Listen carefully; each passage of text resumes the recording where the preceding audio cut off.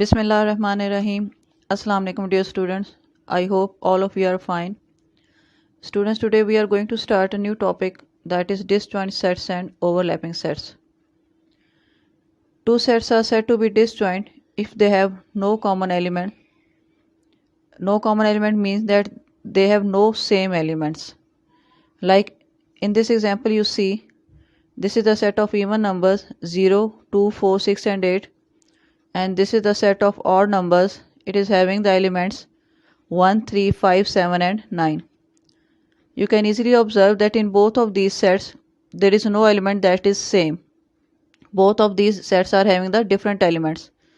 So that's why, because they are not having the common elements or the same elements, that's why these two sets are called disjoint sets. The next topic is overlapping sets. Two sets are said to be overlapping if they have at least one element common and they are not subset of each other.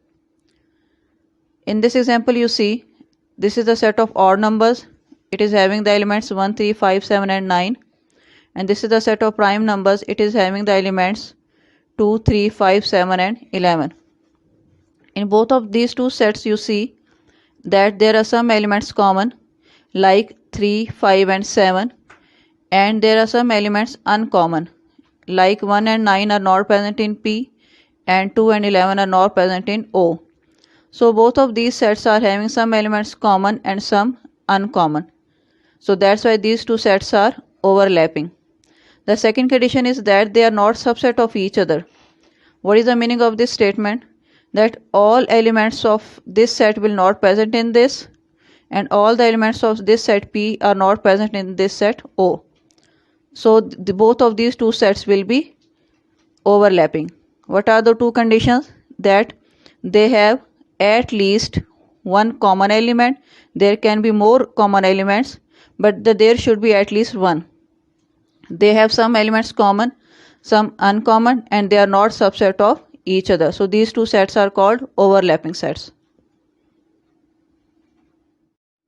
Okay class, the next topic is universal set. Universal set is the largest or the biggest set having all the possible elements in some specific situation. For example, if I have written a set of whole numbers from 0 to 10 and I have made some subsets of this set. Like this is a set of even numbers taken from this set. This is the set of odd numbers taken from this set of whole numbers. This is the set of prime numbers taken from this set of whole numbers. And this is the set B having the whole numbers from 2 to 7. So all the elements of these sets are taken from this set, that is the set of whole numbers. Means that all the elements of these sets are present in this set W. So this set W is having all the elements of E, O, P and B. So that's why this set W will be called the universal set. If you look at these two sets, set of even numbers and set of odd numbers, you can easily observe that these two are disjoint sets because they are not having any common element. But if you look at the relationship of set O and P, these two sets are overlapping because they are having some elements common and some uncommon. Like 3, 5, 7 are common and 1 and 9 are not present in P and 2 is not present in O. Means that they are not subset of each other. So that's why set O and P are overlapping sets. And if you look at the last two sets, you can easily observe that all the elements of set P, they are 2, 3, 5, 7. They are also present in set B. So that's why set B is the proper subset of set B and set B will be the superset of set P.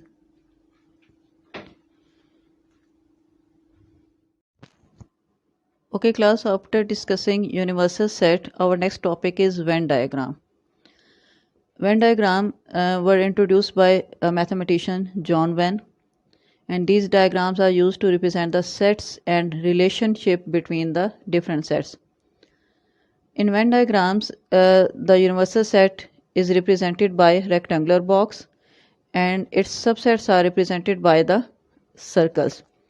And what is the meaning of relation between sets?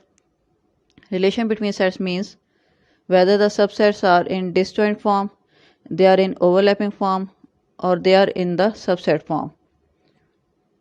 So when the subsets are disjoint means they have no common element. For universal set, you will draw a rectangular box, and for universal set, you will use the cursive E. Normally, we use capital U for universal set, but here we are using capital E. And its subsets are A and B. So these subsets are shown by the circles, but these are the separate circles. When there are no common elements, it means the sets are disjoint. So then you will draw the separate circles to represent the subsets. The second case is overlapping case, in which when two sets are there and you are drawing a rectangular box for the universal set and the subsets are overlapping, that's why you will draw two circles which will overlap each other. In this portion, which is common in both circles, you will represent the common elements of overlapping sets, and in this portion you will represent the uncommon elements of C, and in this portion you will represent the uncommon elements of set D. Overlapping means that two sets are having some elements common and some uncommon, means they are not subset of each other. In the subset case, when you are having a universal set, like you have drawn a rectangular box to show the universal set, and further its subsets are in the subset form, like there is a set F, it is a smaller set and it is the subset of set E. It means that all the elements of set F are present in set E. So when F is the subset of E, then the smaller set will be drawn inside the bigger set. Bigger set means the superset here. So here E is the superset of F and F is the subset of E. So superset will be represented by a bigger circle, and inside it there will be a smaller circle, and it will represent the smaller set that is the subset of the bigger one.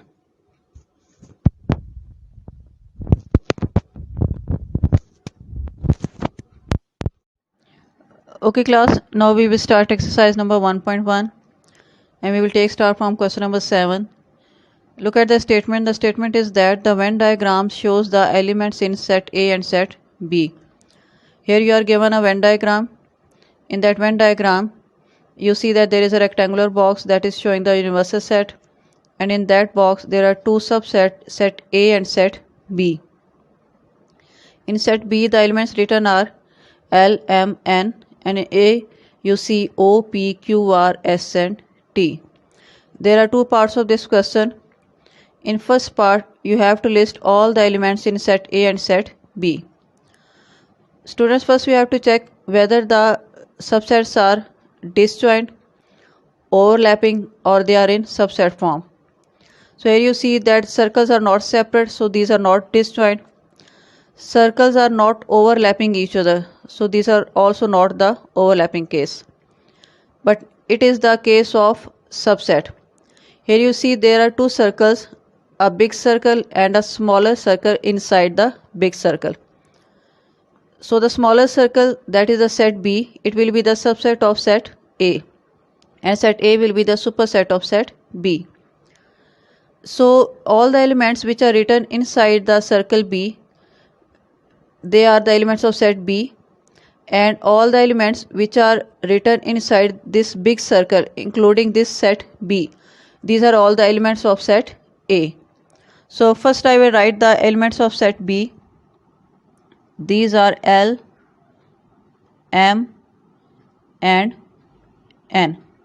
And when I list all the elements of set A, they will all consist of both these elements and the elements of set B. So L, M, N, O, P, Q, R, S and T. These are all the elements of set A because they all elements are coming in the bigger circle. And L, M and N, these are the elements of set B. So from these elements you can see easily that all the elements of set B are present in set A. So B is a proper subset of set A because all the elements of A are not present in set B. The second part is that, is set A proper subset of set B? Explain. Here you see that B is a smaller set, A is a superset. B is a proper subset of A because all elements of B are present in A. But set A is not proper subset of B because all elements of set A are not present in B. So you will say that no, the set A is not proper subset of B because all the elements of set A are not present in set B. How you can write it? Symbolically, A is not a proper subset of B, but B is a proper subset of A. So this is the solution of this question. Let's move to question number 8. If A is equal to W, X, Y, Z, set B is having the elements S, T, W, set C is having elements X, Y, Z, then which set is subset of A? It means that in this question set A is the superset or the universal set. Two sets are given, set B and set C, and you have to tell which one of these two is the subset of set A. If you check the set B, whether all the elements of set B are present in set A, you can see easily that S and T are not present in A. Only W is the element that is present in set A. So that's why set B is not subset of set A. Now check the set C, X, Y and Z. It is having three elements and all these three elements are present in set A. So it means that set C is the subset of set A. So which solution you will write? That set C is the subset of set A. And you can also write that B is not the subset of set A. Next, question number 9. If set A is equal to -2, -1, 0, 1, 2, 3 and set B is having the elements 0, 1, 2 and 3. In the first part, you have to draw a Venn diagram to represent the sets A and B, and in second part you have to tell is B a proper subset of set A? Explain. So first we will do the part number 1. Here you have to draw a Venn diagram. So to draw the Venn diagram, first you have to decide whether you will draw the disjoint sets, overlapping sets or subset. So for that purpose you have to check both the sets. If they are having some common elements and some uncommon, then these two sets will be overlapping. But you see that all the elements of B are present in A, but there is no element of B which is not present in A. So it means they are not overlapping. For overlapping, the condition is that there must be some elements common and some must be uncommon. There are no uncommon elements of B. So that's why this is not the case of overlapping. Then check it for the disjoint. Disjoint means they should have no common elements. But you have seen that they have common elements like 0, 1, 2 and 3. 0, 1, 2 and 3 is present in both sets. So again this is not the case of disjoint.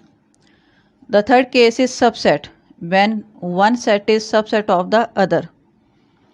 So here you can easily see that all the elements of B are present in A, but all the elements of A are not present in B. It means that B is the subset of A. So we will draw a Venn diagram in which you will draw the subset case. So here you see that B is a smaller set and A is the superset. So B is the subset of A, that's why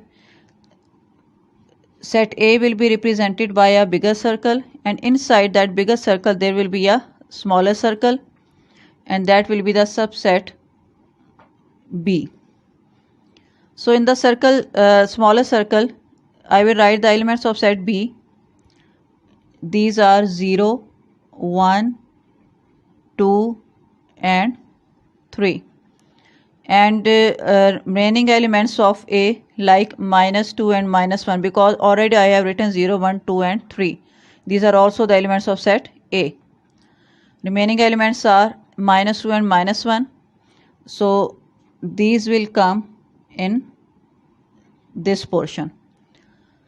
So here is the representation of this question by Venn diagram. The second part is B a proper subset of A? For proper subset, all the elements of B should be present in A, but all the elements of A should not be present in B. Let's check it. Yes, all the elements of B are present in A, but all the elements of A are not present in B. It means that B is the proper subset of A. So you write the answer. Yes, B is the proper subset of A. This is the symbol of proper subset, because all elements of B are present in A, but all elements of A are not present in B. So students, you have to do question number 7, 8 and 9 in your notebook, as it is done by your teacher in the notes. After completing your diary, you have to do your test of exercise number 1.1 in your register with proper presentation. So till next class, take care and Allah Hafiz.